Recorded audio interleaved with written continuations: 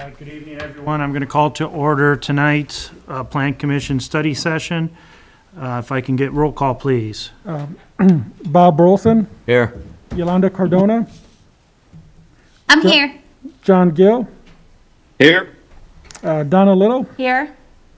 Jason Vlasic, Here. Nancy Woland, Here. and John Kennedy. Here. You have a quorum. Thank you, Oh, I'm everyone. sorry, can I just roll call real quick? Attorney Adam Decker Here. and Engineer Ken Kraus. Here. All right, thank you, everyone, for coming on this momentous day of St. Patty's Day. So with that, we'll start out with item A, Greystone Unit 3. Jack, see you in the crowd. Yep. This is for primary plat. We'll have a public hearing on April 7th. Any comments, Correct. Jack, for the board? Good evening, Jack Slager with Schilling Development, representing CWS Holdings, the developer of Greystone. So this is Greystone Unit 3 that we went over quite a bit towards the end of last year. We did receive a PUD zoning, so a lot of the details have been worked out during the course of the PUD zoning. We've now advertised for the public hearing, which is April 7th, coming up in 3 weeks. We've done the notices in the paper, the notices to the adjoining property owners. We've posted the sign. And so we will be holding the public hearing on April 7th for primary plat. Nothing has changed on the plat since we talked about it last year. It's 102 single-family lots. We've got some heavy architectural controls that we put in place.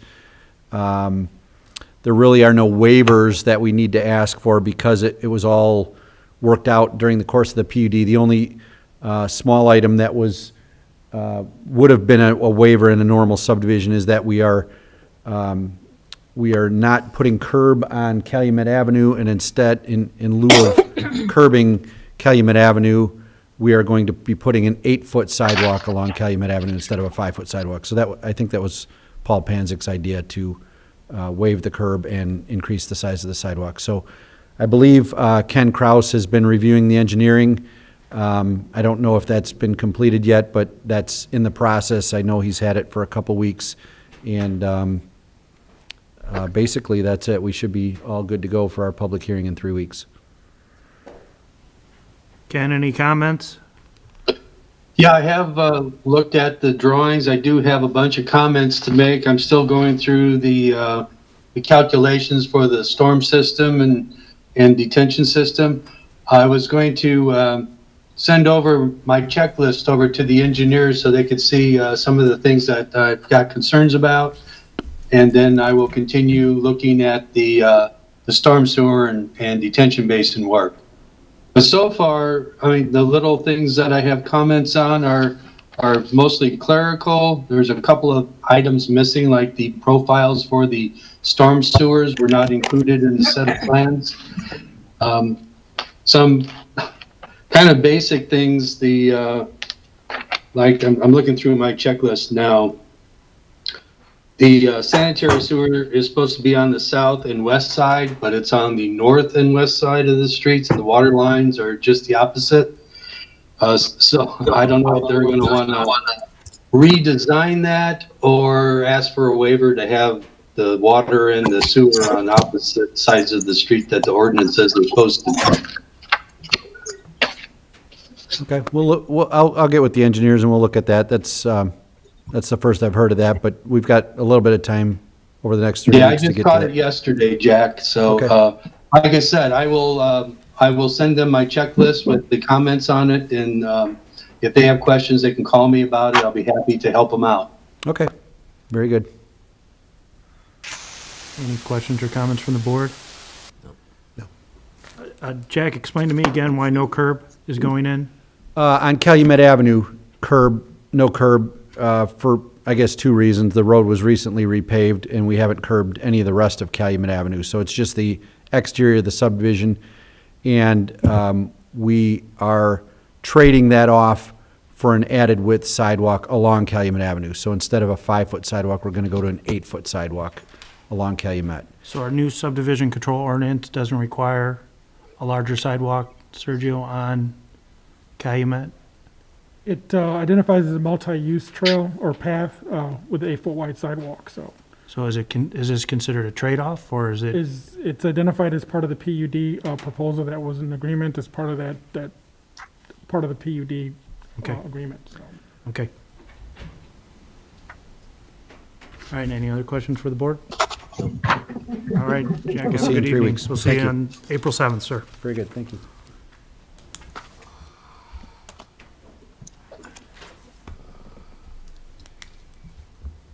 Next on the agenda, we have the preserves. We have a public hearing scheduled for April 7th for a replat of Lot 1 and 2. Doug, good evening, sir. How are you? Doing well, thank you. Good evening. Doug Reddick with DVG, representing Robert Paulson, the owner of this property. Robert is here if we have any specific questions for him. But as we discussed at the last study session, it's pretty straightforward. We're combining 2 lots in the preserve at Shelton Hills into 1 lot, and basically just re-subdividing them into 1 larger lot. So all the utilities are in place. This is right at the corner of 93rd Avenue and Columbia Court.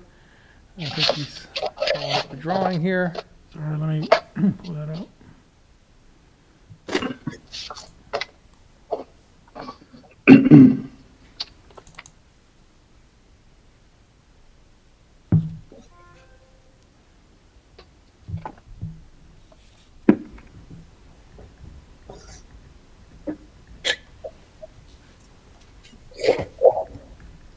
There we go. So this subdivision was originally platted maybe 6 or 7 years ago by Schilling Development. The rest of the lots are built on. This is the last 2 lots. Again, all utilities are in place. We're not doing curbs, everything's in place, detention's in place, simply combining them into 1 lot. Point to note, the north side of the lot is heavily landscaped. I think that was done by the original developer.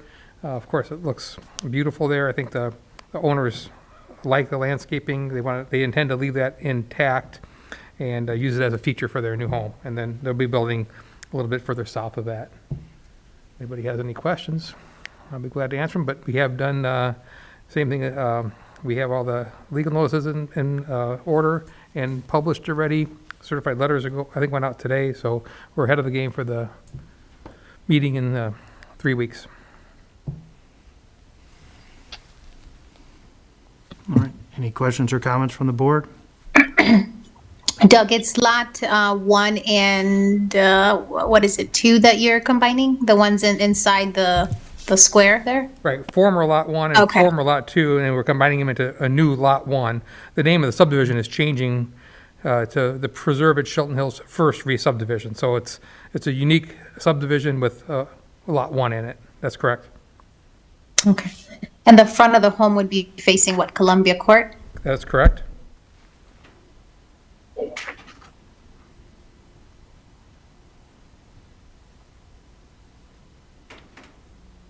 Doug, I have a couple questions. One, would there be any, if the contingency on the replat would put the driveway on the south side? We have done a multiple where we combine both lots, but since we're trying to reduce conflicts right off 93rd or major thoroughfares, would there be any issues? I don't know if the homeowner knows what side the driveway is going to be on. What you're saying is you prefer it on the south side of the house, if possible. Farther away from 93rd, just so that there's, The driveway is on the north side. It would be closer to 93rd. However, it is 2 lots that are turned into 1. So I would say that driveway would be in a similar location if you were to have 2 homes as it was originally designed, right? Because they're putting understand. the home about 40 feet off of Lot 3 lot line. Because obviously they want to stay away from 93rd as well, but they also want a little more cushion between their neighbors. So it's about 40 feet and starts the house. So I would say your driveway would be equivalent To near to the the lot line. driveway of whoever would put a driveway on lot 1, the original design. Is it front load or side load garage? It'd be a side load. And we did add a no access easement, no access to 93rd Avenue. That's been added to the plat. And since this is going to be a new subdivision, are you asking for any waivers, specifically sidewalks? If it's felt that we need that waiver, yes, we're going to have to ask for that. Because this is a new subdivision, so if there was a previous waiver from the previous subdivision, it would not be entitled for this new subdivision. Then we will be asking for the waiver to no sidewalks or curb along 93rd Avenue, primarily due to the drainage that's already in place for 93rd Avenue. There's a significant swale, there's a significant culvert, almost right where the sidewalk would be. The owners don't really want, pedestrian traffic going out to 93rd Avenue where there is no other sidewalks. So if that's the case, then we will be asking for that waiver, yes. I think, and Adam, correct me if I'm wrong, since this is a new subdivision, a previous waiver from a prior subdivision would not qualify for this, correct? Mr. Chairman, yeah, this is Adam Becker. I generally agree with that conclusion, although I have to say that I'm not certain that, that it wouldn't carry over. But I agree with your analysis that because this is a new subdivision, this will be identified as a new plat of subdivision, that essentially that they're starting over based on the subdivision control ordinance as it exists at the time the application is filed. Is there a way we can figure that out then before April 7th to verify if the previous waiver exists or they would need a new waiver from this board? No, I would suggest that if there's going to be a waiver, and I don't know if there was a previous waiver granted for this subdivision. I believe it was platted in 2015, if I'm not mistaken. I don't know what those circumstances were at the time that it was platted, but if there was a waiver granted then for sidewalks, then I think there would also have to be a waiver granted for this replatting of the subdivision. So I think a waiver would be required. Would be required or would not be required since it was this was part of a previous subdivision?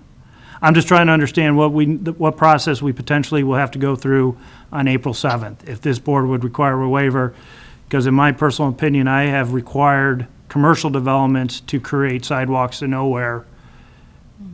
So why would I not require, and I understand there's beautiful landscaping, I understand there's no other sidewalk, but until we start requiring walkways, we're never gonna have walkways in the town of St. John. So I need to know if this board has that responsibility on April 7th to make that decision.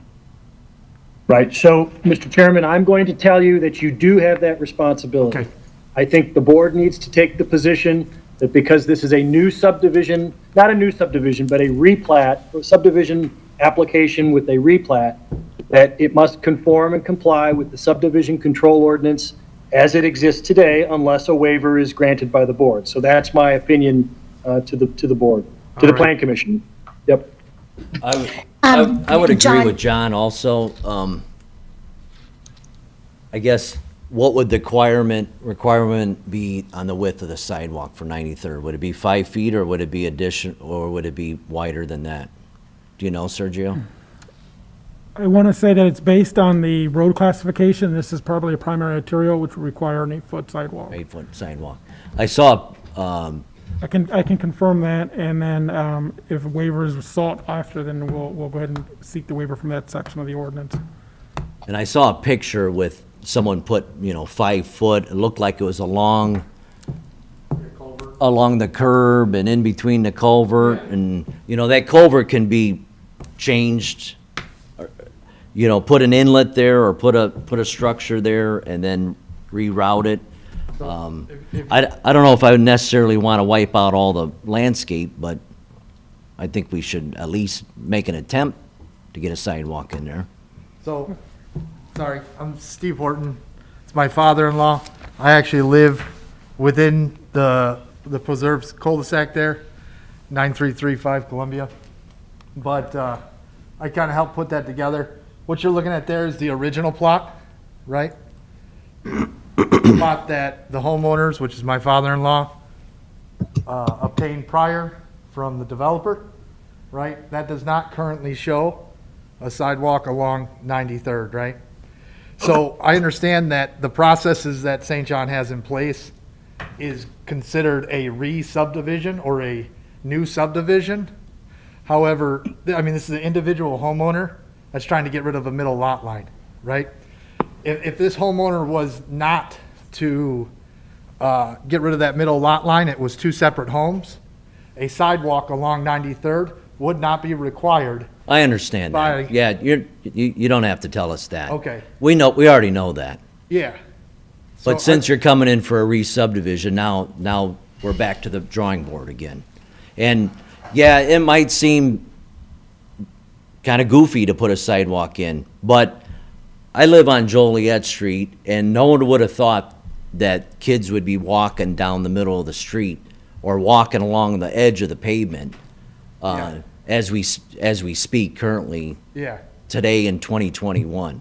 If we had had, a little hindsight, a little, to put sidewalks in there, we wouldn't have risk of kids getting hit. So, and that's the same way with this. Put this piece in, then the town maybe don't have to put whatever your width of your lot is for sidewalk. Correct, and that's what it is you're putting it on the individual homeowner, right, to do the sidewalk. And that's the burden that the homeowner's not willing to, or not wanting to accept, right? So if it doesn't pass, then we may just go back to square one, you sell the two lots, and then the town of St. John's in the same boat they were originally in. Yeah, and if it is, it is. Okay. So, I mean, that's, like you said, we're just providing the information, showing the elevations. Right. I don't know how people That's a- feel having a sidewalk along the edge of the road. That ain't ideal. Typically, you like to have it. Doug, do you know where the right-of-way is in this picture? Kind of approximate? Probably right about there. Yeah. The culvert is underneath the front edge of the sidewalk, the culvert that's already there. And yeah, you're right, we could put an inlet there, but there's a lot of water, and an inlet can't handle that water fast. No, you'd have to extend the pipe out. Yeah, we need to Yeah, flare it in to catch the right. water, so. Yeah, you'd have to have an inlet with a flared end coming out of that inlet to change the, I mean, nothing's impossible, it's just, this is not an easy one, that's for sure. right. But especially for an 8-foot sidewalk, that makes it even more complicated. Yeah, and then, I mean, the cost isn't going on somebody that's making, a profit on the land, right? So it makes it even a harder pill to swallow. Sure. If I was making money on it and I was a businessman, it's a different story. This is an individual homeowner. I don't think anybody on the board would want to expect that cost on their own. And let's not forget, right across the street, it's all wetlands. We never wanted to put a sidewalk there with the original project Right. Right to the east. due to the wetlands. It's not likely that sidewalk would go east anyway. Correct. And then I also did some satellite views of, the neighbor to the west. Obviously, that would be, there's no sidewalks there as of current. And then, as you just spoke about, the wetlands to the east. Is the wetlands go up to the right-of-way, or does it go up to the edge of the pavement? Almost, it's that dark line there. It's almost. Oh, the dark. Literally almost to the edge of the road. Yeah. Very significant. That's why that was never platted. And it continues off the property too. Yeah. Okay, that's all I have. Any other comments? If not, gentlemen, we will see you on 3 weeks. 7th. So just for your understanding, when we make the recommendation for this, then we will have to go through the waiver process as well. So We understand. just so you're aware how that will happen on the 7th. Understood. All right, very good. Thank you. Thank you.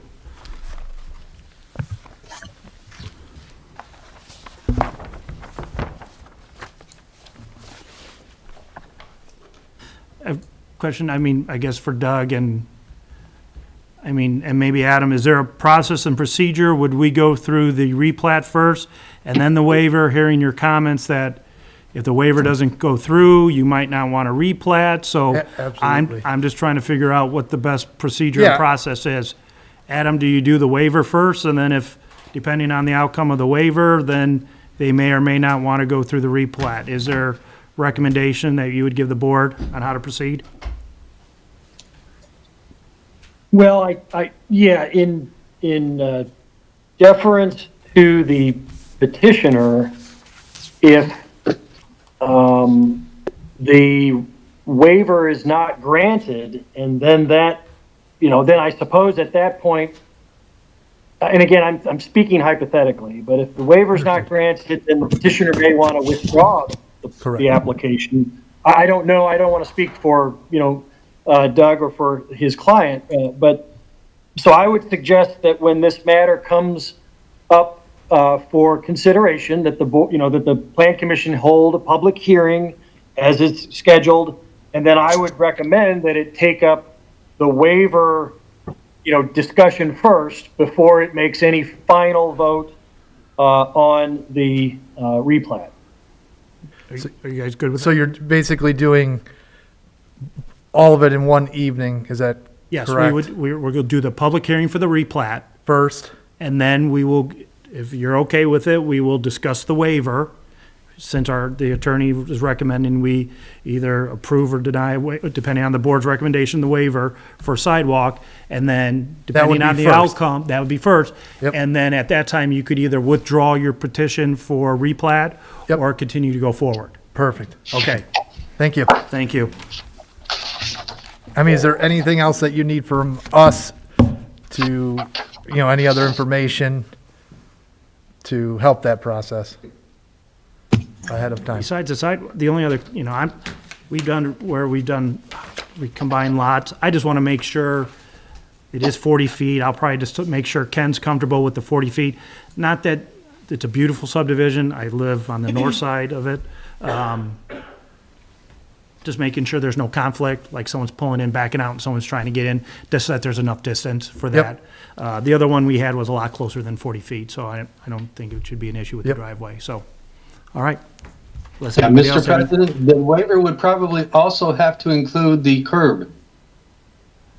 So the curb on 93rd, Yes.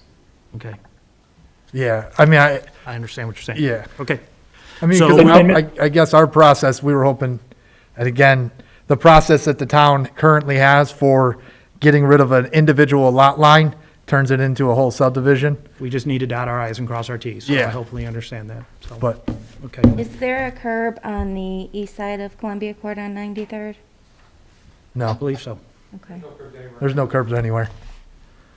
again. right, So- I know. I guess I would hope that we would be grandfathered into an already existing condition, so.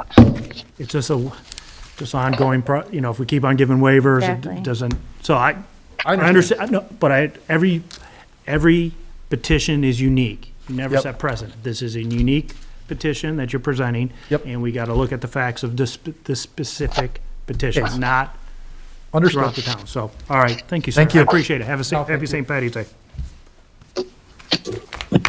Thank you, Ken, for letting that one too. Ken, 40 feet, that's good enough radius, right? Or for access, I would imagine, just off the top of your head, while I got you on the phone here. To have the driveway 40 feet off of 93rd? Yes. Yeah, that's, Yes. okay. We would actually probably be a little further than that. I was 40 feet from the neighbor. From the neighbor. South, the home. Okay, I gotcha. can give it to you, but it'll be more than 40 feet. Yeah, just if you would bring that in on the 7th, that'd be great, just so we have an understanding. Or let Sergio know sooner, that'd be great. All right, sorry for that. Next on the agenda is we got Martin's Commercial Edition at 10845. It's just review of their site plan that they have proposed. And Jeff, how are you, sir?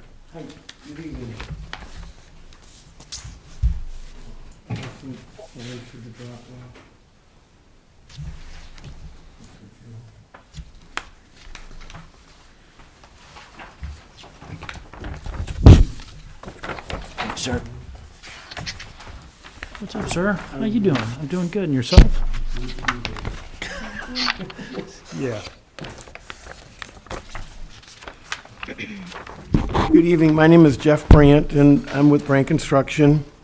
I'm here tonight to discuss with, or present to you tonight, a retail project we're planning at the corner of Parrish and Poplar Avenue. Tonight, our issue is that, first of all, this lot is a non-conforming lot based upon your new overlay district. So tonight, we're asking to seek some variances, and I've worked with Sergio with Turinga, and Turinga's not able to make it here today, so I'm kind of filling in for Don. But there was 4 items that we were seeking some variances from the Master Zoning Ordinance 1483, Chapter 24. And the first one is the 24-376A, which requires parking located to the rear and, if necessary, to the side of the building. We're requesting the parking in the rear and the front of the building. Then Section 24-376, which requires that the building shall have a minimum 15,000 square feet of gross floor area. We can't do that because the lot's only like 40,000 square feet. We're requesting a building size of 8,120 square feet. The third item under Section 24-376G, it says the maximum parcel coverage and density shall be 65% of any parcel. We're requesting a 70% density or coverage.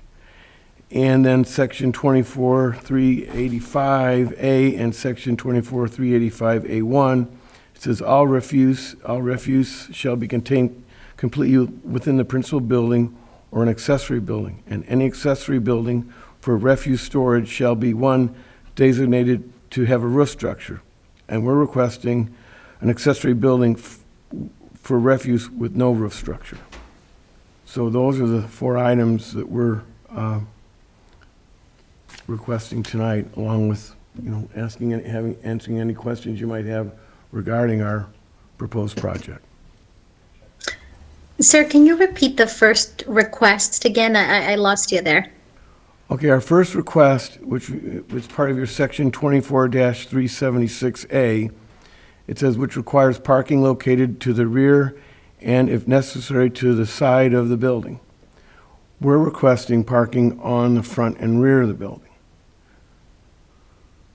Okay. And the main reason why is this lot, we developed this property probably 12 years ago, and it was platted, and today this lot is non-conforming to your current your overlay ordinance. So it's impossible to meet all of your overlay requirements based upon the size of this lot. And Jeff, just so that you know, tonight's a study session. Yes. So we don't make any decisions Correct. or recommendations. Yes, I'm We here just to talk get- through it, okay. I'm here And- just to get some of your ideas and figure out how to proceed and go forward. And a lot of these would go through the BZA, right? They would have to go to the BZA Yes, for they the would go to the variance. BZA, but what they're proposing is they would be seeking those variances, but presenting the site plan with those variances if they would get approved. Okay. Okay. Any other thing, Jeff, before I turn it No, over to the board? That's really it. So any questions from the board for Jeff? What is the reason for no roof over the dumpster enclosure?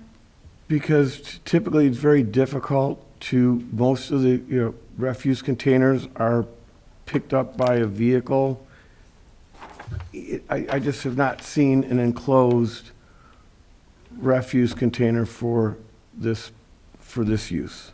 Do we have enclosed? I mean, we're gonna enclose the Being structure. walls, he's saying. Right, but do we have ones with roofs in town? I would have to drive, so this is in the 231 overlay district. I would have to check with the bank and all. And drive around? No, all of them. I think just that have we one- built the bank, and I don't think the bank has an enclosure over their Okay. dumpster. John, what were you saying? I said, no, typically they just wall it off, and there's not any that I can recall off the top of my head that have a roof over. They just put 4 walls around it with a gate to block it from the view. Okay. Yeah, these are not usually considered an outbuilding. It's usually just a dumpster enclosure, which is supposed to match the style of the building, but I have never seen one with a roof on them before. So Jeff, just a couple questions. Based on the requirements, 200 for retail parking, 250 square feet for one lot. Based on these calculations, you only need 33. You're presenting 46. Why 13 additional parking per code, which would not only reduce the amount of parking either on the rear and also help with your pervious pavement or massing on the lot itself? Why wouldn't, is there a reason why you need Yes. 13 additional? The reason why is one of our major tenants is a very successful nail salon company, and they have a lot, they probably have 20 people it's really for employee parking, because they have a lot of employees. I appreciate you being upfront and honest about this, but that scares me even more. If you're saying you have 20 employees that are gonna eat up 20 of these spots, and now you're only leaving 26 additional, it just seems like it's a lot. I don't know how many, they have a lot of employees, and they're concerned about their employee parking, and they would like to have the employee parking to the rear of the property and have their customer parking along Parish Avenue. Okay, and is the tenant the whole building? No. Okay, How many tenants do you expect to have in that building? Well, right now we have one confirmed, and I probably have two more. I'm working with, a smaller tenant for the pickup lane for a pizza thing. And the owners were supposed to be here today, so I don't know why they didn't show up, so they could answer you better about their employee parking. Almost sounds like you don't have enough parking spots Yeah. then. If you got Right. 20 employees, For one potentially you have business. 20 clients, I mean, that's 40. the Now you site, got 6 left. yeah, now, so you have the site, which is less than a 2-acre requirement, because this is how it's built out. So it's a unique, I hate to say unique site, all sites are unique, but the site requires him to try to meet the certain requirements, but the tenant he has in here is requiring all this parking, which he could reduce technically by our standards by 33. Then there's all the traffic flow issues. Jeff, you got a pickup lane, and I think you took out a spot on the south end where you're gonna have entry into the back rear of the building, you're gonna have a drive-through potential, and you got parking 7 feet off. There's some I'm not an engineer, but Ken is, and, I'll rely on Ken to tell me line of sight issues and concerns like that. So, it's just, I understand the site dimensions and what you're trying to accomplish here. So, Well, would you prefer to have less parking? If we would go back and well, you're review- asking, you have a tenant, you got a tenant, you gotta survive. But you're asking of us to make variances, which maybe you don't need. Well, you would still need parking in the rear, because I don't think you would eat up 13 spots by reducing the number of spaces. So I'm trying to minimize the amount of variances you need, just because you have a tenant that has 20 employees that need parking. Correct. So, and then you got, I think you have line of sight issues with the delivery on the south end, or the drive-through. I know it's a bank to the south, so how much traffic will you have going in and out? But 20 cars, and then if there's 20 employees, you're talking a lot of people coming in and out of this area, and you got off-angle intersections to the north to the liquor store, and then you got your entrance. It just, I understand the site is tight, but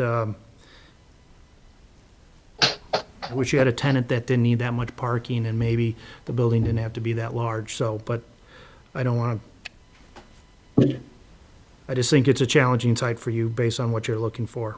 Sure.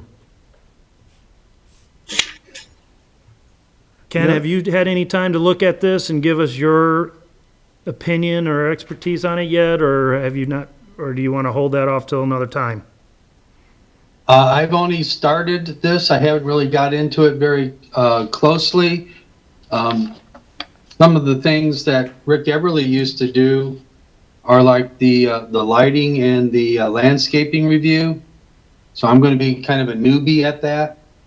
As far as traffic patterns go, I haven't had a chance to look closely at them, but the drive-through lane at the south end of the building coming out onto that driveway that runs north and south up to Poplar, I expected some landscaping in that first little lot there, just north of that intersection with the drive-through lane to be landscaped, but it's not. So that could stay clear. It might work. It's going to be a close thing, though. On the back page of your package, I do have a kind of a preliminary landscape plan that was put together by our landscape architect. And Jeff, you mean Yeah, all the I have- you mean all the side yard and side yard setbacks of 20 feet? Yes, So the only variances you would potentially be looking for this site plan is building size, parking in the rear, pervious or how much non-pervious pavement or mass of the building, and the enclosure, which you sort of understand, there's not many roofs on Right. enclosures, so, okay. and let me tell you, I would be glad to go back and look at maybe reducing the size of that building a little bit to see how it works, but, I mean, we're open to any suggestions that would make the community happy and also satisfy the requirements of, potential tenants. Yeah, no, I appreciate you saying that. No, I mean, what is the acreage, 1? It's, I think, just a little bit less than an acre. Yeah, so. And you're required 2 in this overlay district, but Correct. so you can't, I'm trying to think what's to the east. The bank's to the south. Is there anything to the east? To the east would be retention. Because when we built the bank building, we put a retention pond that was in there for the entire development, if I remember right. This was quite a few years ago. Thanks for there. Did you, at that time, when you built the bank, did you have any proposal for this lot at that time? No. No? No, we didn't. And do you have discussions with the bank to access, because I don't think right now they have any access to the west side of their facility. So are they aware you're gonna tie into the front of the west side of their parking lot? Yes, and I have an easement agreement already approved, and it was part of the closing when we purchased the property. Jeff, just so, I have not seen with this service, I'll call it a service road, I don't know if it will be an actual access 20-foot, that's 2 lanes, okay. Have you ever done anything like this? I haven't seen a road like this that had parking on both sides like this. Just so I could visually see what it Well, would look. not in here. I've done this in, the plan that I'm using was a plan that I built in South Bend. So we had parking on the front and the rear of the building. It was part of an outlot of a super Walmart center. So we had parking in the rear, which was really more for the employees of the tenants, and in the front parking field was for the customers that would come to the property. And I could bring a site plan of that if you'd like me to. Well, no, I could just look, and then we have, since sidewalk and curb are very, hot topics tonight, because I would imagine Parish is gonna be, I wonder if Parish is one of our major arterials It now. is. So you would, we have new zoning. I know, Okay, 8 foot. I'm real aware of the 8-foot sidewalk along Parish Avenue, thank you, sir. and we'll also put a sidewalk along I see that. Poplar Lane also. I see that, thank you. What's the development to the north of here, Jeff? Liquor store. To the north is a liquor. Liquor store? Yeah, a liquor store. Okay. Sorry, I know what that is. You spit that out pretty quick. Well, you got a great wine selection over there. And then the rest leads back into the gates, I believe, to the, it's Maple Lane, Maple Lane. Correct. The real issue is that it's just because of your new overlay district, it's a very difficult site to deal with based upon your new overlay ordinance.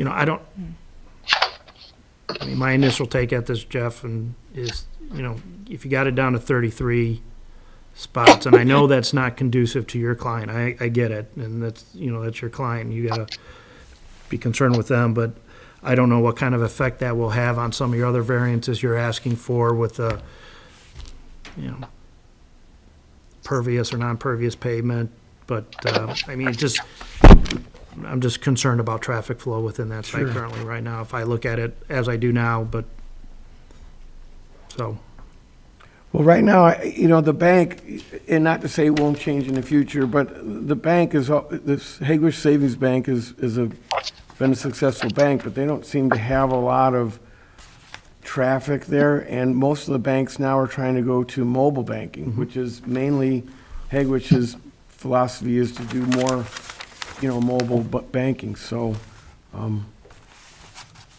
we would be glad to look at, you know, any of your suggestions. yeah, I mean, you gotta see what's good for your client, and so. But, based on your site plan, and I'm sorry for monopolizing this, if anybody else has a comment, based on your site plan now, do you know how much this is coverage? Are you looking at 85, 90% coverage? Do you have 10% just for, if you don't know that number, just, it'd be good We're to looking gauge. at, from what my engineer gave me was we're looking at a density of 70% in lieu of 65%. Oh, well, then you're not that far off. No.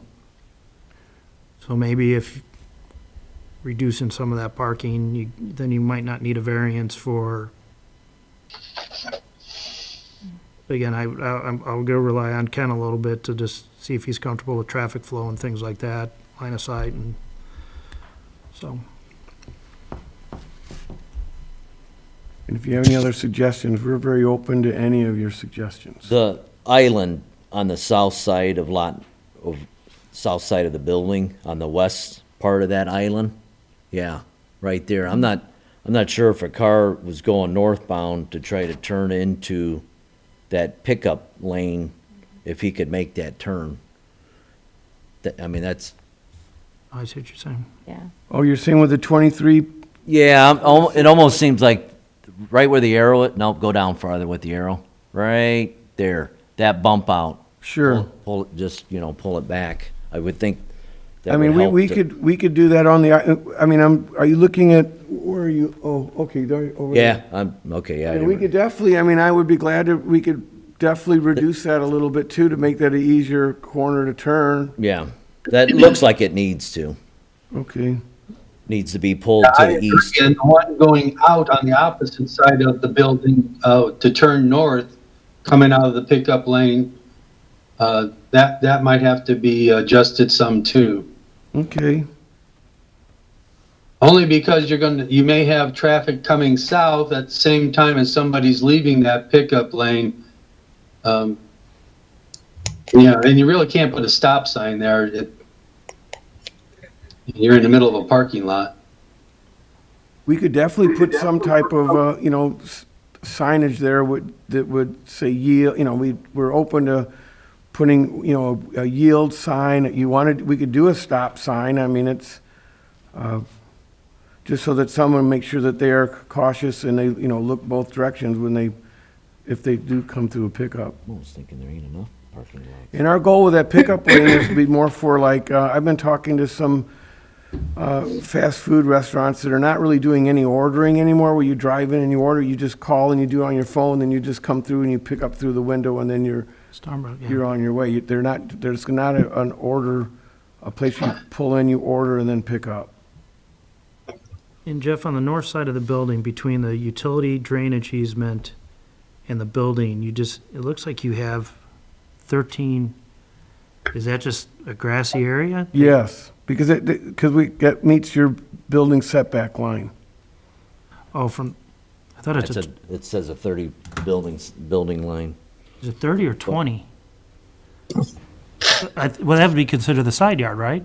So that, Well, you know, like that's a very 30. good question. I mean, it could be, it depends on how you look at the building. In my opinion, the front yard would be looking on Parrish Avenue. I don't know what you consider Poplar Place, but from what my engineer said, that this would be the, from what Tringa's stated, this is how we should lay it out, but.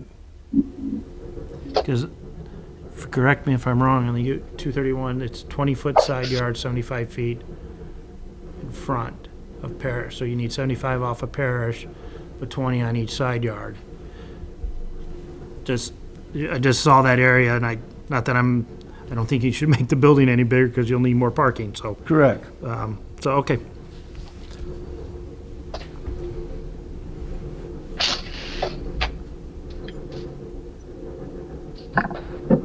Yolanda, John, Nancy, any questions? I'm sorry for monopolizing.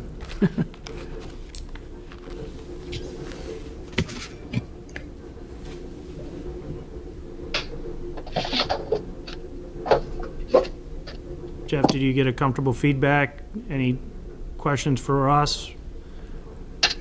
No. I mean, I'm very comfortable. I just haven't been in front of this council in a very long time, so this is, Okay. I'm open to any suggestions you have so that this is a successful project and, and for the community and for the people that occupy the building. Just, I guess my personal take, if you only need 33 spots to reduce any variance, I understand you only have 1 acre versus a 2 acre, which gives you a little bit more wiggle room.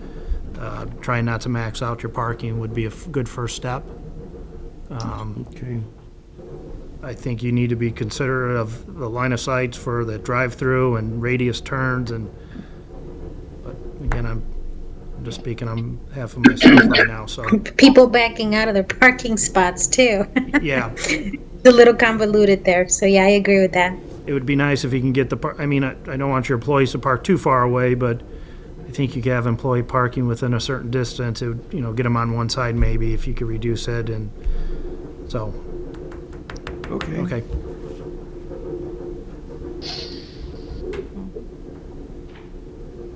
Oh, Jeff, I just noticed that on this plan that we have in front of us, this landscape plan, the 5 trees along Poplar Place are not noted for what they are. Okay. I think that, okay, so, my guy Cummings did this, so do you have a specific tree that you want along Poplar Place? Because that's not a problem, we would, No, but you're not telling me what you want to put in there either, so. You gotta let him know okay. the species Yeah, so of the tree. just label what they're supposed to be.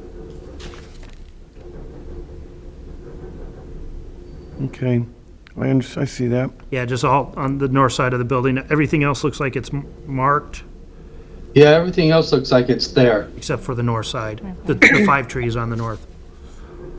In the parkway. Then the island, I don't Yeah, think the is park. marked on the south side of the building. They're marked as their golden, crabs, I think. Yeah. Those are marked, Bob. And Oh, I they would, are? yes, and I would assume that, Bottom. I mean, we could do the same, the Okay. golden Yep, crabs along Poplar. My only concern is keeping the trees in a way that they don't block the line of sight as they get bigger, as people come in and out of the entryways.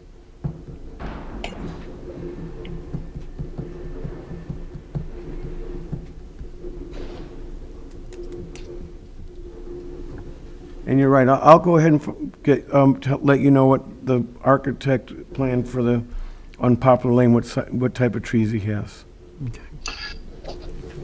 Do you have a lighting plan yet? Yes, and I think it was already submitted. I didn't bring it here today, but I do have a complete photometrics plan that's been done. I don't think I've seen that. Okay.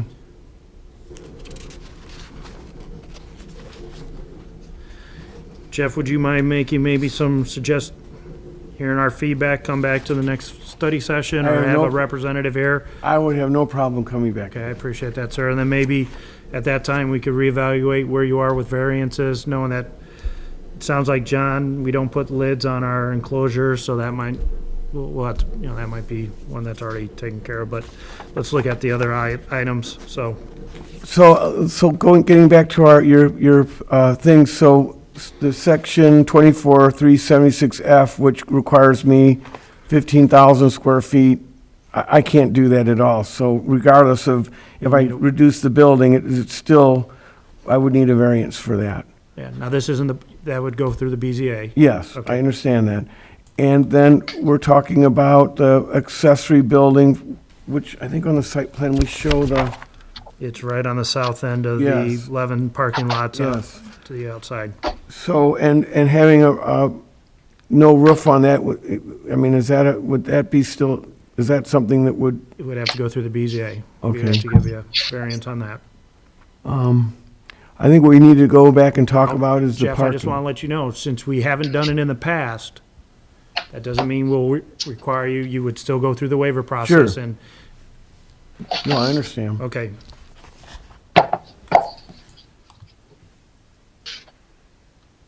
Okay, that one.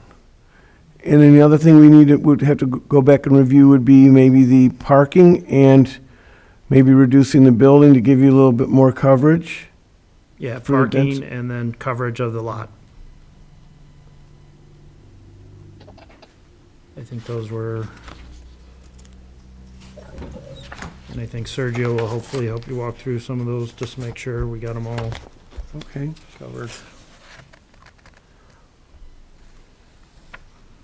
And then you'll have some architectural requirements based on our overlay district as well. Sure. Okay. And I've sent Sergio some stuff. I mean, one of the things I know on the building's got to have 8 corners, which I redid the plan, and I have 8 corners. I think this one would show it. It's hard to see because I have a bump out on the front. I understand that you have something in the front of the building where you want, like a Walgreens or something, they have that cupola or what, I don't know, quite understand what that is, but, I mean, I've got, this is the center, I mean, I've got some, this is not gonna be how it is, but it gives you an idea of, that's about the same size building. But I'll use different product, yeah, I've got some more pictures. Okay. And then if you have any signage, we'll need to see the size of your signage and things like that as well. Did you guys have 2 tenants in there or 3?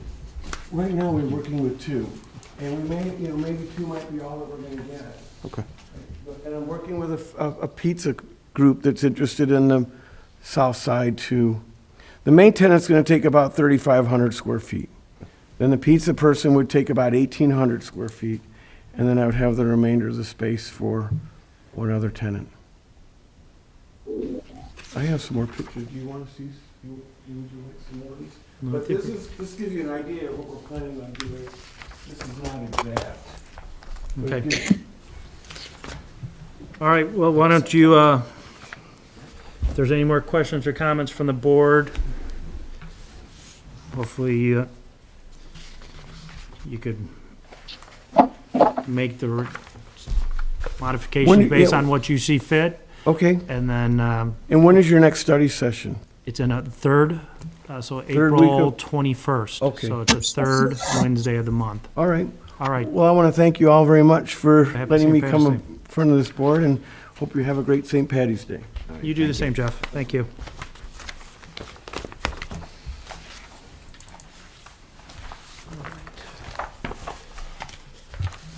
All right, next on the agenda, we have proposed mixed-use development at St. John Commons at 10201 Calumet Avenue.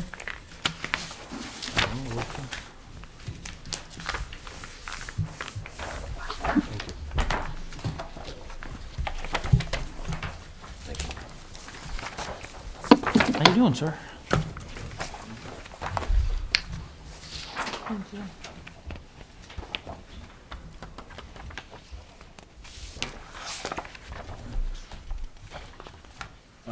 Good evening. I'm Nick Georgiou. I'm with Sumac, Georgiou and Associates Architects out of Griffith, Indiana. Also present here in the audience is Doug Rettig from DBG team, who is also part of our project team, and Brad Lambert, who represents the potential owner of this property. I'm going to ask Sergio if he can pull up the last sheet of the handout I gave you, just to give you some overview and perspective of the property and the adjacencies that we're working with on this particular proposed development. We're located at Calumet, just south of 101st. The aerial didn't quite pick up 101st, but immediately north of the property is about half is adjacent to a C2 zoning, and the other half is residential subdivision zoned R2. The east side of the subdivision is also adjacent to a R2 subdivision. The south side is adjacent to, I believe, the Greystone development. Across the entire west side, across Calumet, is all Zone Z2. That's actually part of the Providence Bank. I think all one parcel. You can just barely see the bank up at the upper left-hand corner of the property. Drainage goes across through this, comes right down through the middle. The challenge to this particular site is this is a 20-acre site. We are going to propose a PUD development, which we meet that requirement. The challenge to the owner and the developer is we basically lose almost half the property to the south. There's a 180-foot ComEd high-tension line easement. There's a pipeline easement that actually overlaps the south part of the ComEd easement and actually extends 10 feet beyond. So there's 190 feet of easement that is unusable. And that then therefore generates about a 110-foot piece to the south, which also makes it very challenging of what that portion can be used for. So when we sat down and looked at the owner was looking to achieve, the intent is to develop this into PUD, mixed-use, upscale development with retail development to the west. Sort of a new concept, at least for St. John, is in the center, a transition space of a live-work arrangement with office space below and condos above, and not high-rise, just a single unit above. And then to the east, developing into residential. It's extremely, because of limiting of the easement, et cetera, very difficult to make it economically feasible in single family. So we're looking at a multifamily or a mix, multi-development thing from that perspective. There's a dotted line that goes sort of bisects the property, because how we actually looked at the property is we looked at the east half being the residential component, because we actually looked at the zoning code and looked at what on townhomes, et cetera, what the current zoning has in terms of what land area is required per unit. And because we have so much green space, et cetera, if we actually looked at the east half as being the residential component, we more than meet the square footage per unit relative to that proposed component. We also had we have two budding streets, both from the north and the south. Red Rock Place comes up from the south and just dead ends right at the property line. On the north, Blue Sky Drive does the exact same thing, no cul-de-sac. Obviously, there was an intent at some point in the future that they would have been connected in some way, shape, or form, but obviously I'll start with Red Rock because that's a difficult one. The other, actually, which I'll point out, I'm going to sort of flip to Sergio. Why don't you go to the actual rendered development, and I'll just talk off of that. Which would be that one, which is up on the screen. The other component, which we're, again, from the south side, we're trying to figure out what can you do with a 100-foot strip, 108-foot strip that's basically 1,200-foot log. The current St. John bike path actually comes in from the east side and stops right at this property line. So obviously that looked like an excellent idea, in our opinion, to extend the bike path all the way to Calumet. We would take the road that comes up from the south and make it a full-size cul-de-sac and create a trailhead parking and actually sort of create a feature similar to what you have like at the Erie-Lackawanna Trail in Crown Point, where you'd have a gazebo, a little restroom area, et cetera. I don't know what the plan would be to extend the bike path to the west of us, but definitely would be feasible. That could be done, but we were proposing at least pick it up and carry it all the way to Calumet and make it a connection point. To the north, where the street came in from the north, again, this is first pass. I mean, we did have our pre-application meeting with staff and fire chief, police chief, public works, et cetera. We got some great comment. A lot of it was relative to circulation, garbage, fire truck access, and obviously we'd continue that discussion. That did affect, this is the second iteration of this proposal. But on the street that comes in from the south, that is a full right-of-way street, full 60-foot right-of-way, full subdivision street. Again, because of of trying to make the best use of that, we actually carried we modified, this is a full 30-foot street going around that loop, and how that's dedicated as a right-of-way, et cetera. The discussion we had in the pre-application meeting was discussion about if this is privately maintained, even though we're building it to subdivision standards for St. John. But we created guest parking and would be a green space in the center. The intent would be to landscape and provide all around the perimeter in terms of adjacent areas.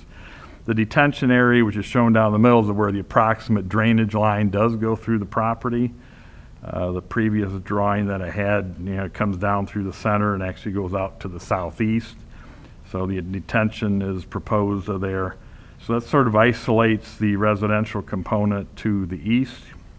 I'm going to jump to the retail portion. Again, the developer's intent is to make this a little more upscale. We're actually proposing like a boulevard-style entrance into the development, into the retail.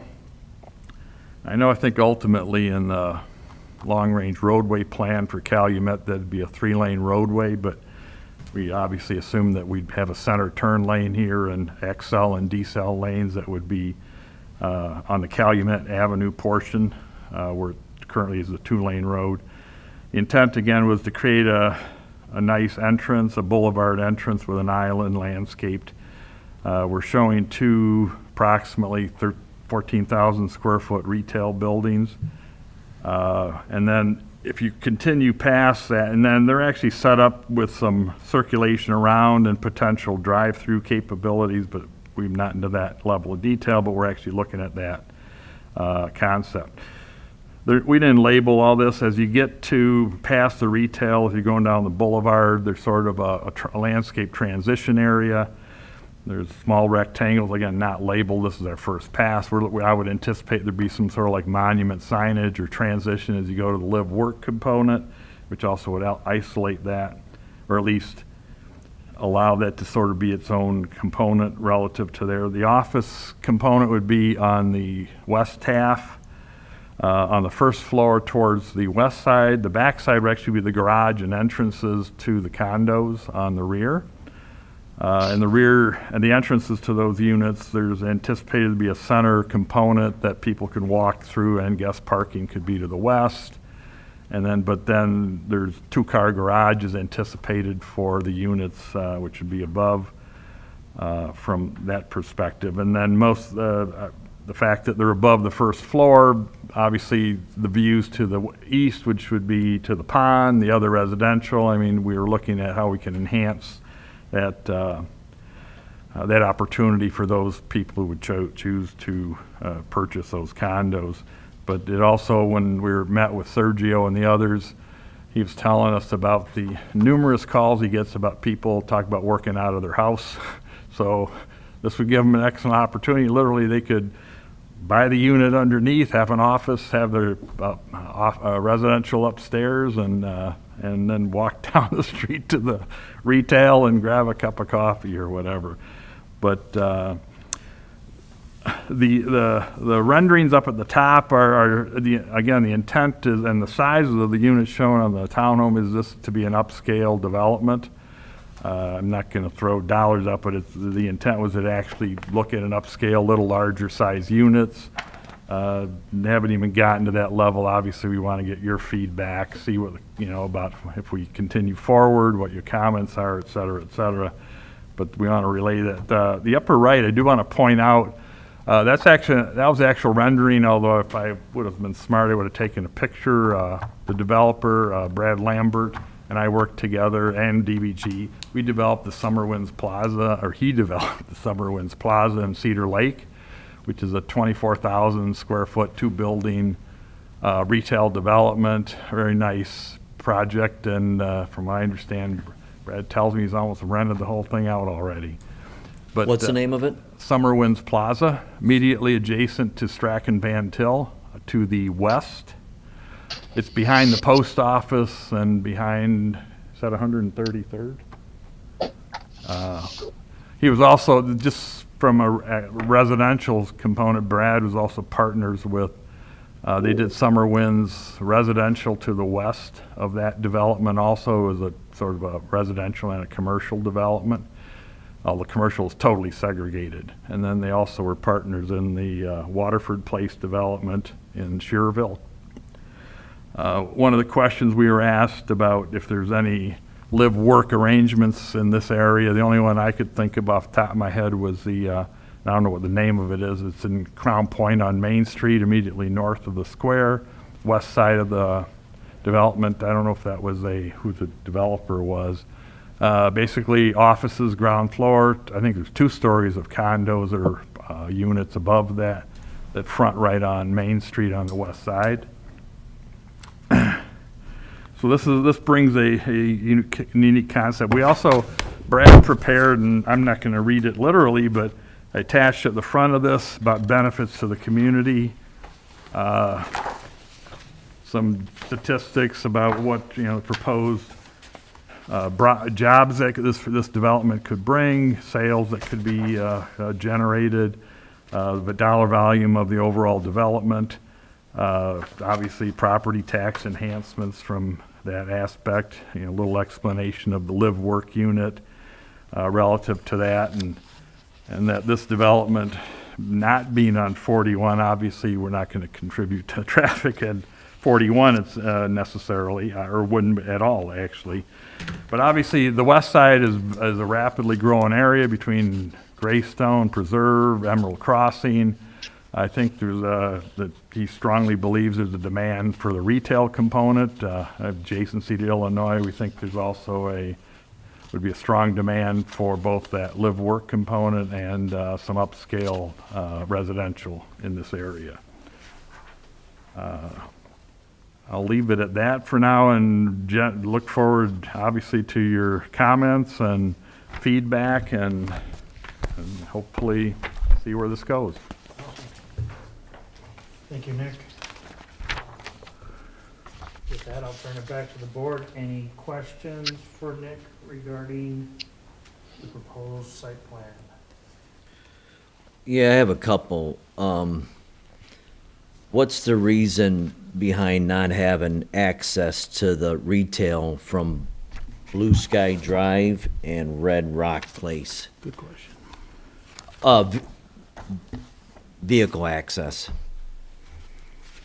Well, part of it was, I think the at least initial thinking is, if I'm living in the residential to the east, do I want people who are powering through the retail portion, and I'm not making any judgment on who's in the retail, but at least segregating that traffic so they're not just cutting through the neighborhood, so to speak.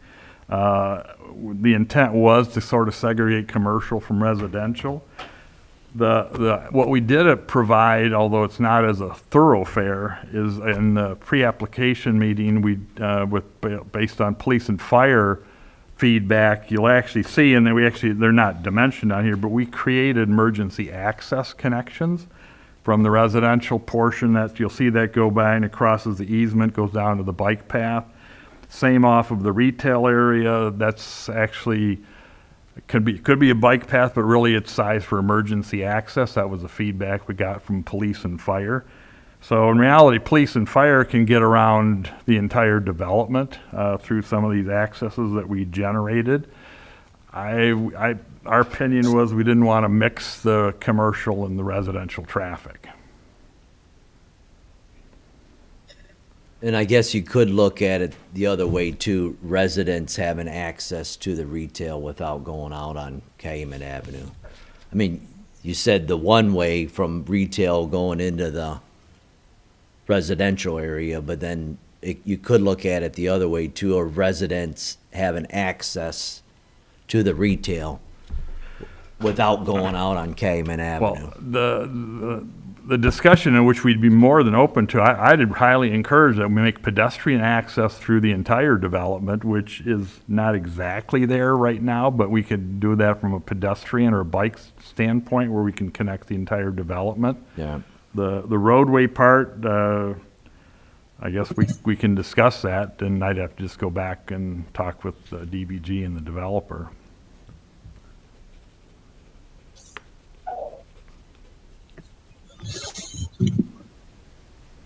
No, but I like the bike path on the south with the trailhead parking. Thought you did a nice job on that. Like I said, we wanted to connect the entire development through bike path, walk path, so you literally could, if you're coming from far to the east and you're coming here, you can literally go to the retail development. If you want a shortcut back through the residential area, you can do that too. My second question, do you have a rendering of the condos with the retail below? Not I at didn't see this it. point, no, Okay. I did not. Again, because we're proposing a PUD, we know that we would have to provide significant detail as we go forward, and we would look forward to providing that information. But at this point, we just want to get your comments, feedback, and hopefully be able to continue forward. I have a quick question. So the people buying the condos, the condos with the office ground floor, presumably would own both parts of it, or can separate people buy these two units? No, right? It's one unit for both? Well, the current discussion with Mr. Lambert is that the office would be like a professional office development by itself, where, to be honest about it, a lawyer could rent the space if that's where he chose to be. It doesn't have to live there. But you have the capability, obviously, and I don't think we ever discussed that it would be a condo office space. The intent was that would be, lower level would be rental or leased office space. And if an owner of a condo wanted to lease the space immediately below him, and in reality, we actually had a discussion where you could actually connect them, and that he could come down and then connect into the office space. That's the detail that we have. But right now, the office is separate, and then the back side, as I said, would be the garage and entry, and then the residential unit would be above. Where So how else? many Oh, I'm condos do you sorry, have? go ahead. Go ahead. Oh, I'm sorry. How many condos do you have? It says 12, is that right? The That's units? correct, yes. And what about office ground floor? Is it the same number? Well, it's actually, the ground floor is 13,000 square feet, so it's like any retail or any professional office development. It could be 10 tenants, it could be 6 tenants, I mean, depending on who leased the office space. Okay. We did anticipate, there's a little box, it's not, again, not level of detail. We looked at sort of a atrium center section, because obviously the other thing we considered on the residential side, because right now there's no guest parking on the back side. So if somebody was gonna come as a guest to the condos, they could park in the front area. This is oversized for what the office parking criteria is, and they can actually go through the center. And we actually got into discussions about common mailboxes. I mean, we actually, from the DPW standpoint, but there's a common area between that sort of splits the office condos, where that'd be a flow through between parking and then going back to the backside.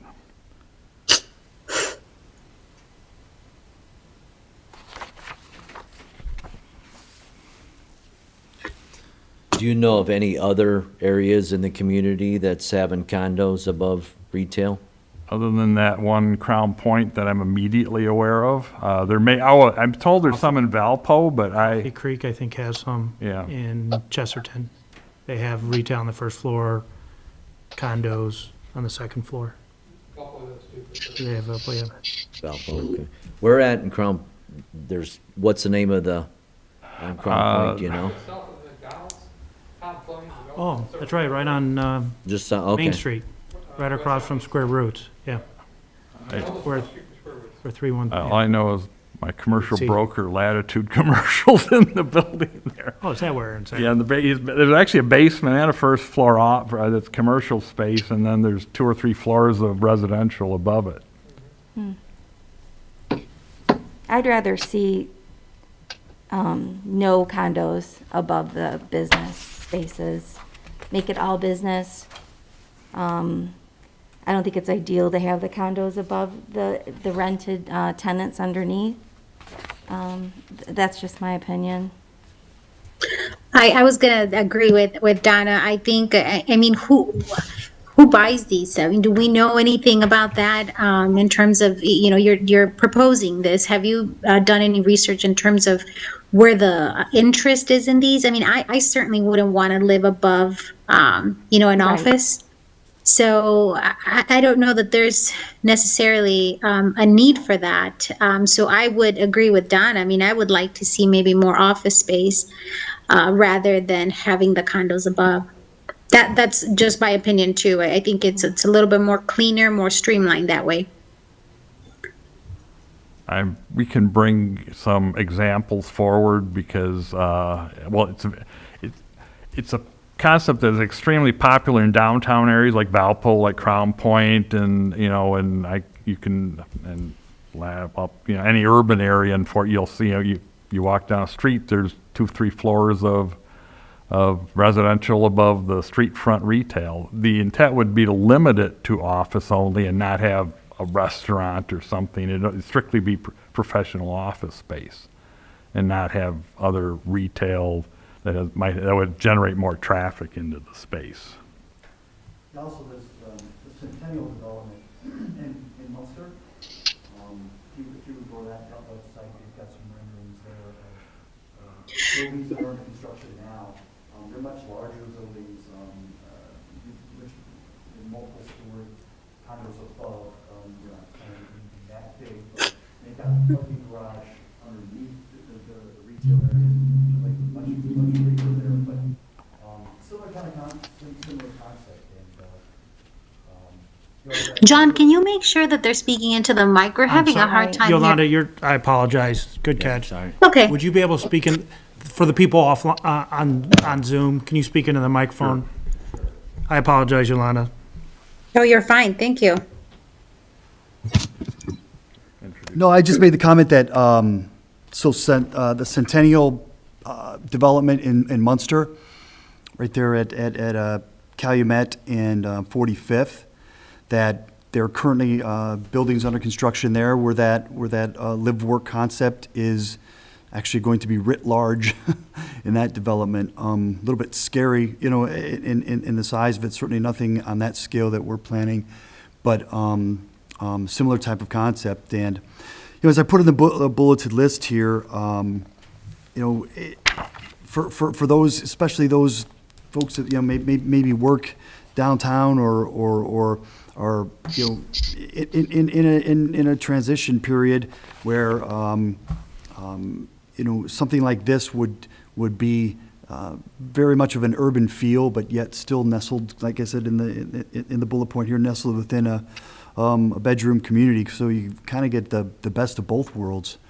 You know, those people that, I mean, that obviously the town home, the duplex concept, et cetera, it's kind of, in my opinion, is almost wearing itself out in the local area. So this is a unique living opportunity, and for those that are looking for also the workspace as well, it gives them an opportunity to have both right there and to own them both. But our intention initially is certainly just is to lease the office space and have that be a separate component, and the condo units, et cetera, upstairs could as well be leased instead of an owned situation. But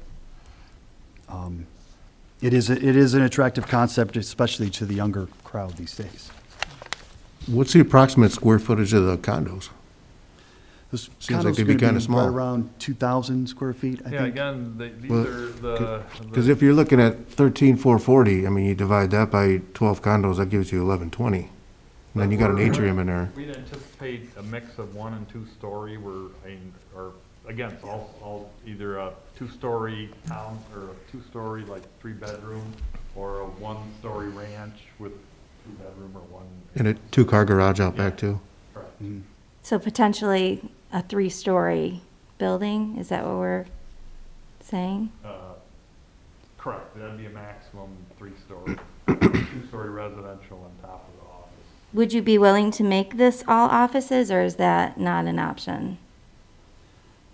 You know, that's actually where we started with the development, was it was gonna be, you know, to be 100% commercial.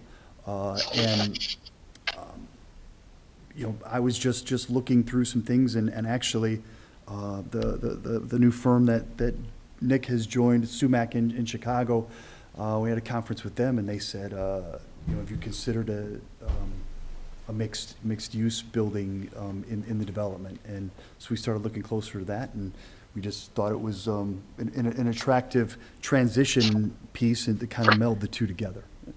I've always kind of thought it was interesting to have retail, and I've seen it, you know, you have a restaurant below and condos above, and there's always activity, and it kind of attracts you to that site, because there's always activity, people moving in and, you Usually know. those are in areas where there's a lot more going on. There's not much out here. Yeah. Well, In French Lick, No. they have that, I and was in- they have the restaurant below and then condos above, I was and Yeah, in Indy across the street. over the weekend, and we happened to hit the Arts District, which is a lively area. Restaurants on the first floor and 2-3 floors of, you know, residential above it, all along the street, very, where's this at? in Indianapolis. Indianapolis.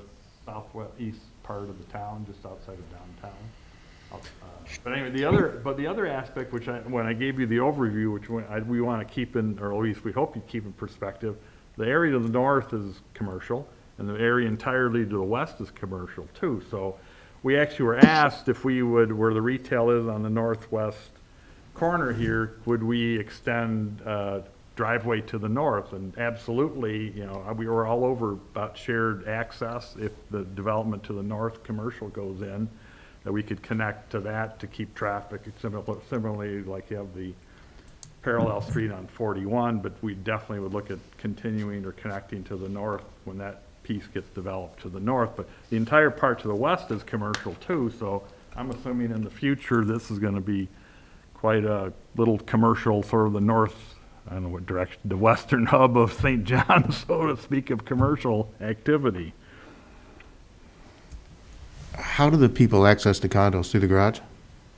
Because it Well, seems like you'd there'd have be to have a back ground door to floor. every building. You see a lot, I'll use the term row houses, but you see a lot, you go in the garage, you have to be able to cut to your front door would be, you go up the stairs, basically, but Right. you'd have a, Because they'd also be right next to the back door of the business, and be somebody taking the garbage out next to somebody else's door, and well, in that case, we're not, the intent is, in fact, again, we haven't got a level of labeling, I can tell you only because we marked it, we actually have, there's yellow shading on the property, which is indicated where our dumpster enclosures would be. I mean, we've considered that level of detail, they just haven't gotten to the labeling detail. Again, the intent was to present to you tonight, get your feedback, and we'd love to come back and, you know, and enhance and develop this further.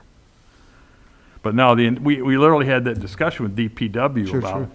garbage and community and mailboxes and the whole 9 yards, at least started that discussion, and we definitely would love to get into that level of detail and resolve some of those issues. So the residential option renderings on the top, is that the options for the townhouses? No, they're just an idea, but what we wanted to convey, and the owner wants to, or the proposed owner wants to convey, is that we're looking at a upper scale price tag on the development. And how many units do you plan on having per building for the townhouses? There's actually, the maximum is 6 right now. 2 per driveway. How does that work with the driveways then? or- So you would share, So so 3 residents would share one driveway? No, 2 residents would share one driveway. You'd have Oh, two, I see, You'd have a okay. 2-car garage, you'd have, if they're adjacent, you know, a unit, it'd be like a duplex, except you'd have a shared driveway, and then you'd have the connections to them. Gravel in between. Yeah, I don't like that, but. I'd like to see less density in the townhouses too, but I'm always pushing for less density. I'm a broken record. No, I hey, know. Donna, that's. So that's why I'd at least like to not see condos above the office spaces, because that's 12 extra houses there we could eliminate. So I appreciate the commercial development. You know, we try to be a walkable community. It's nice to have commercial development where people don't have to drive to. They don't have to drive to 41 and 93rd. So it's nice that there's commercial involved. The condos on top, I think it's going to generate better tenants for you because they got a captured audience. So I think having that condo, it is maybe for millennials or for someone like me who doesn't want to cut lawns anymore on the weekends. But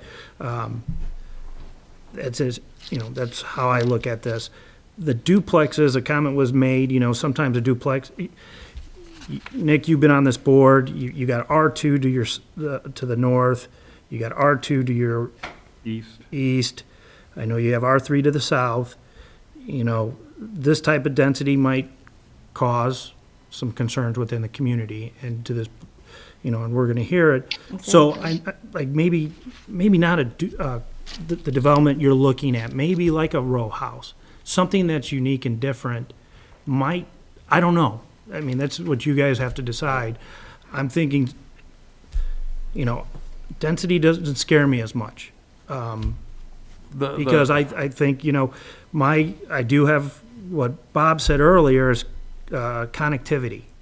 Right now, we're forcing everyone out to our major roadways. We're forcing everyone out to 93rd, Calumet, 41, and you made a great point. Do you want people driving through these subdivisions to get to the retail? I respect that determination, but we need to have some sort of better connectivity because all we're doing is causing more traffic to go on roadways and I understand, it might be difficult, they only stubbed it out, but it's been done throughout the community that there have roadways that cross that easement and through there. So, you got one-way access in and out. I would imagine whoever would buy these residentials on the east side would appreciate that who's ever coming into that area. But, I'm just concerned a little bit about the connectivity. I do like the commercial aspect of it. I think that is what it would be appropriate for this area.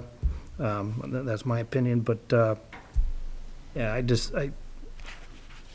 think these type of duplex, a sixplex, a fourplex, why these look very upscale. We do see those in the region, and if you want to try to sell this to the community and the board, maybe some different type of look and feel. If you're trying to create that downtown, not downtown Chicago, but a downtown on the commercial side, maybe you have that same residential feel on the back side of it. So. No, I completely understand. I'll give you a personal opinion. Crown Point is doing a lot in terms of row houses, and they have a development, I think it's on Indiana Street. It's a little east of Right downtown. across from like Family Express or something. I'm not a fan. No. I'm just giving you my 2 cents. No, but That's all it's worth. But That's all it's worth. I'm just saying it's a very contemporary look that depending on where it's situated is appropriate. I don't know if that would be appropriate here. I mean, we're respective of the residential around here, and Well, I'm sorry. Yeah, because across the street, the developer proposed duplexes, and we went residential. Right. And Can you flip now it? we're getting Yeah, I mean, 6 units per building. Right. it would almost be better to flip them, put them on the inside, the townhouses, and get more green space. I'm just thinking the residents in the R2 might have some concerns with having this type of development in their backyard. So Yeah. didn't know if there's a way to flip the development somehow. I don't know. Put the homes, the ring road on the exterior Well, side. the other aspect. And I'm just trying to, Nick, you've sat in these seats before, so you're very comfortable with. Well, the other aspect which we can do, again, these are large units that are shown currently, which we'd have to sit down as we refine it to see how they play out.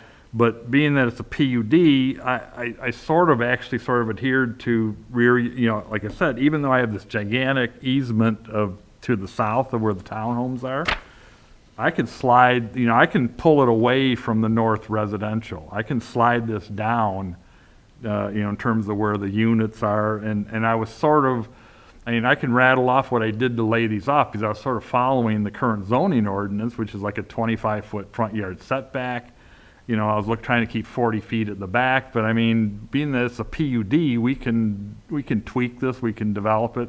I was very cognizant of that particular comment, because in reality, when we sat down with Doug and Jack from DBG, they were actually showing a berm perimeter to the north and to the east, and landscape berm perimeter. So we understand that there might be concerns from the adjacent residential, and that's something we can refine and work on too. Yeah, okay. And then, you know, people say R2, I've heard this, Nick, you probably heard this, there's R2 along those high-tension towers all throughout St. John. So saying R2 is hard to develop around these high-tension, I don't agree with that. Someone tried to make that pitch to me earlier, but I think, so, and then I'm going to put Jack on the spot. I mean, Jack, in their bullet point, they say you passed up opportunities on this. Have you passed up opportunities on this? Well, you've had this piece before you, Jack, can you come up to the microwave? I'm sorry, or Jack, microphone? I mean, Jack, you don't have to ask that. I mean, I put you on the spot on this, but they put Schilling, so I put you in relation with Schilling on the spot here. Yeah, So no, just that, that was a Dunkin' Yeah. Donuts, wasn't? it was gonna be a Dunkin' Donuts with some single-family lots, and it never went anywhere, so that was it. But we generally try to stay away from the high-tension line properties. We just haven't had good luck developing around the power line, so it's a tough sell. No, I would agree with that. I've ridden on that bike trail and I've gotten zapped with my bike, so I wouldn't be anywhere near it personally. So I love the commercial aspect of it. The density, I think you got to massage that, because you guys are well aware of, you know, some of the opinions up here. I think it's going to have to look, I mean, you're going to have to put something together. And PUDs, we're going to take this, hopefully hopefully you're in no rush. Don't tell me you need to have this. We got to take it slow, and we're going to work through the process. This is our second one. So just work with us. Hopefully you're patient, and, you know, we'll. Well, we informed the owner after we had a pre-application meeting of his due diligence period would have to be extended. Yes, yeah, but In order for us to properly get through this whole process and get something that everyone's comfortable with. because I understand a PUD that sort of takes it off the, you know, what our ordinance requires. You know, one way in, one way out, it's great if you're in the neighborhood. You know, the police and fire made their comments.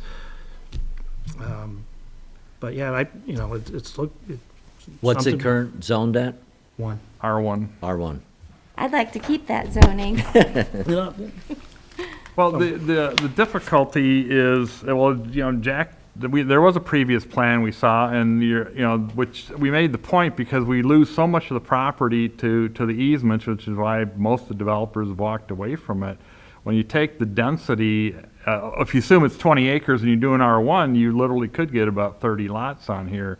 In reality, with the condos, we're doing 46, but the townhomes by themselves are 34, so we're not excessively higher than if it was developed over, if the entire parcel was available to be developed as single-family residential. Jack, I mean, I'm putting you on the seat. This is Schilling Development to the south. Greystone. So, you know, now I mean, what was a plan to take that road farther north and potentially connect it to the one in the north? It comes out of, I don't know what that subdivision in the north is, but I don't know if does that cause you one way in, one way out of Greystone at that area? Sure.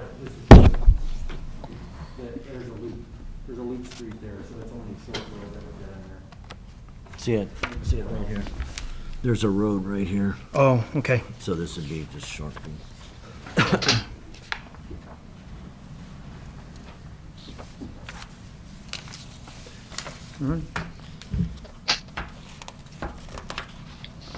Question, comments? I don't know what kind of feedback you need from us, or did you get enough, or? I've been taking notes from the meeting. But no, I think just, guys jump in there. I guess if we can see a rendering of the potential office condo look.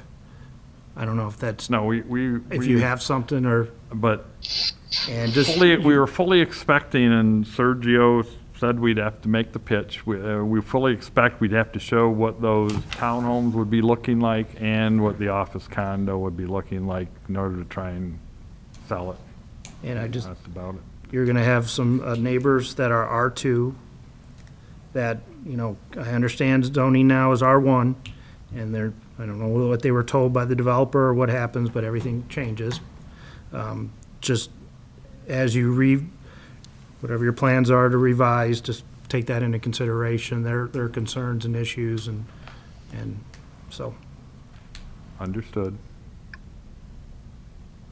And if there's a way to get connectivity, I just don't know. I understand you got a bike trail, you don't want to cause cars to go, but I just don't know.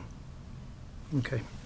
Jack, you don't have any, there's nothing going north farther to the east in Greystone from that stub, right? No, it bends the roadway. So it goes this way and just loops around. Okay. Very good. Mr. Chairman, I just wanted to ask, so we have a signed purchase agreement, you know, for the property, but we have contingencies, you know, in that agreement that, of course, you know, we're not gonna go through with it unless we get the proper approvals to use a parcel as we had designed to use it.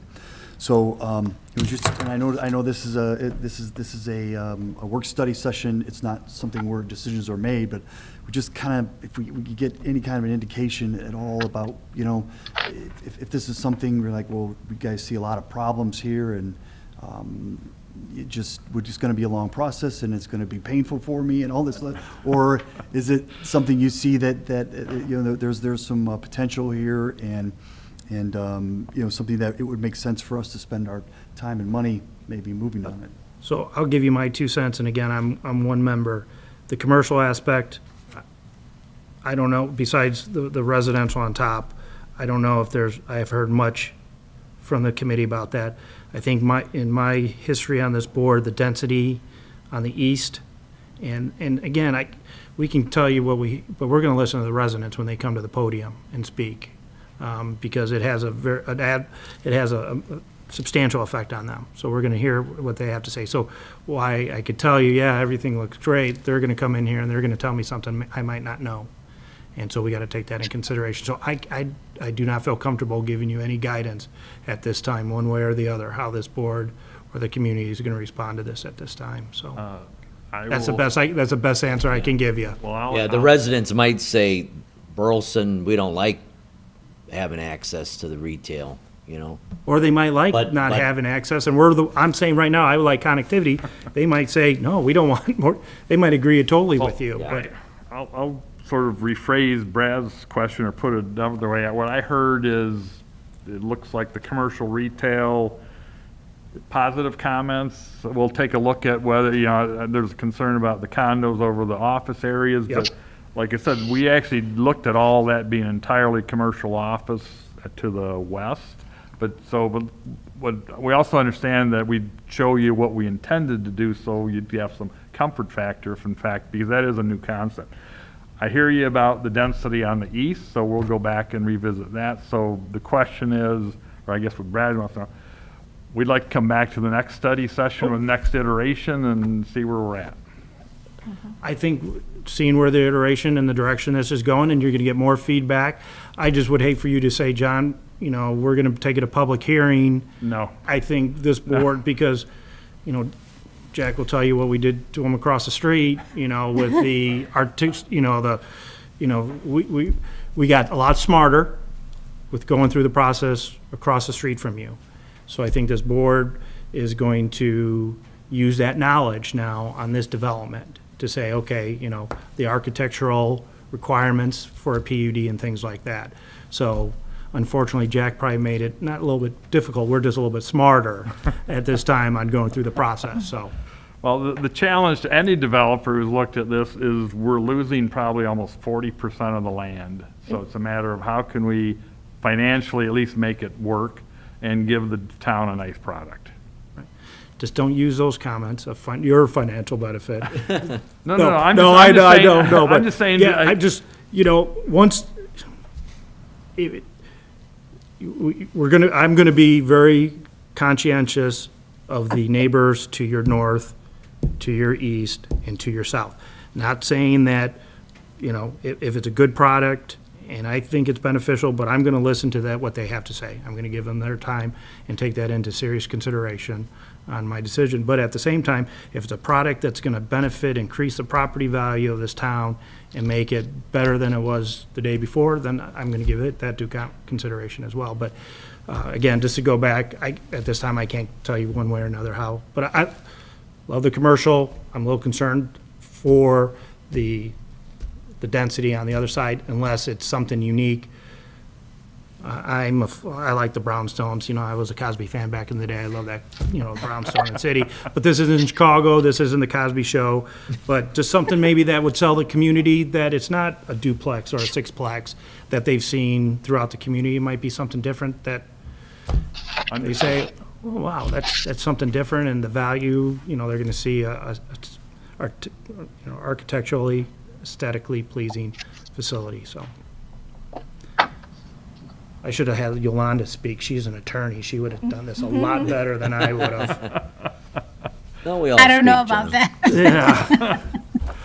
So just, again, the board, this is a PUD, so we can get, we work with the developer to try to come up with a development that is only the developer is acceptable to, that as the plan commission is acceptable as well. And we went through that process with Jack about Jack made some concessions about the exterior of the building, the size and stuff like that. So as Paul would say, this is an open slate, and it's just a working relationship with Nick and his team and us, just trying to come out with what's best for the community, so. That's our objective too. Awesome, sir. You know, John, I think it would be helpful if at the next study session, they bring renderings of what these things are going to look like. Maybe not so much the retail option, but the condos above the office ground floor. And also the townhomes. I think it would be helpful for us to see the end product, or, a potential example of what the end product will look like, to kind of just get an idea. I think that would be helpful. So Yolanda, going back to I'll call it the commercial condos, the condos above, I think, or at least, I don't know, the rendering, a picture of what you're perceived.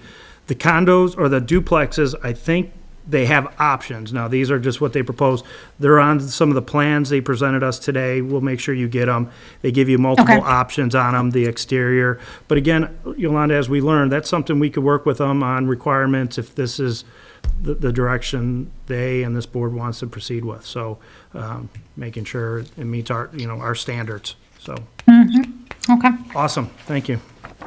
We did understand we'd have to present, if we go to that, if we keep progressing through this, that we'd have to give you what's it gonna look like.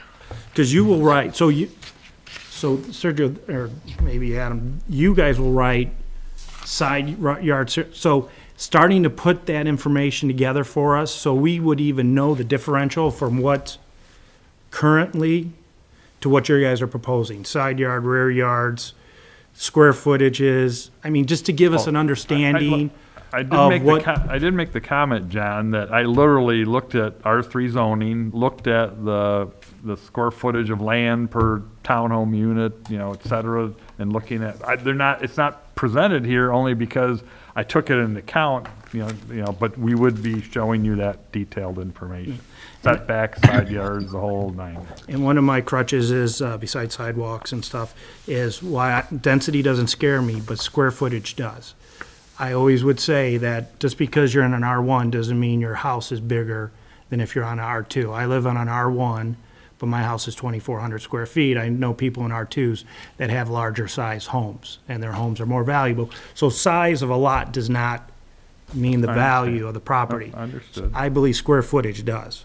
So if I live in a 24 or 25, I know a 25 would be more valuable than a 24. And as we've learned across the street, we will have some artistic conversations about what the exterior of the building will be. So just my point of view, if we start to reduce the size of an R3, I might speak up a little bit more than I usually accustomed to about property values. No, the intent is that we'd be definitely above the median price and definitely a more upscale product, which Okay. we'd have to show you that so you can say, yeah, it looks good. Yeah. So, perfect. I appreciate the feedback. I assuming unless I get different direction, we'd like to come back to next Oh, study you're gonna get some session. nasty texts. That's what I'm kidding. Gentlemen, thank you very much. Yeah, thank you. I'm sorry, Nick, just one, board, do you guys have anything else for Nick before he goes? I'm sorry, I excused him before. Nancy, John? Okay, Thank you. So rude today, John. Just I kidding. know, it's St. Patty's Day. I should be somewhere, Yolanda. Right. You should, hey, are you watching us on video? You should see the green jacket I have on, Yolanda. Like you won the Masters. I did win the Masters, man. Come on now. All right, You look good, John. thank you. So, Adam, are you online? Yes, I am. So next on the list is we have resolutions. We have the first one is Plan Commission Rules and Regulation. We'll have a public hearing for the board on April 7th. This is, and Adam, please stop me if I'm sticking my foot in my mouth. This is to reduce our notification to 10 days and one newspaper. Yes, so let me try to explain a little bit of the background. So currently, the zoning ordinance contains language that provides for certain minimum notice requirements for matters before the Board of Zoning Appeals. And the purpose of the ordinance, which is item F, is, I believe, to amend the zoning ordinance to change those notice requirements. And, of course, any change to the zoning ordinance must be first held public hearing before the Plan Commission. The Plan Commission will then vote and then ultimately vote to, make that recommendation to the town council. Now, in addition to the zoning ordinance, both the Board of Zoning Appeals and the Plan Commission have adopted their own rules and regulations. And those rules and regulations are similar to what the zoning ordinance currently provides, which is the notice in 2 separate newspapers, at least 15 days prior to the hearing date. And those were changes, Mr. Chairman, that were made fairly recently in 2017. And so I know that over the course of the past year or so, this goes back to conversations with the prior planning and building director, and as well with you, that many times the board was required to, consider a waiver of some of those requirements because perhaps the publication had been made more than 10 days, but fewer than 15 days in advance of the hearing. And so the thought is to make it consistent with state law. The state law minimum requirement is simply that, the publication be made in one paper at least 10 days before the hearing. So the resolution, item E, is really just addressing the rules and regulations of the Plan Commission. That does not require any hearing. It does not require a public hearing by the Plan Commission. But item F, which is the ordinance to change the zoning ordinance, does require a public hearing, and I believe that's scheduled for April 7th. Okay. I do have a question, and maybe this is more geared towards Sergio. We had a meeting tonight for a study session.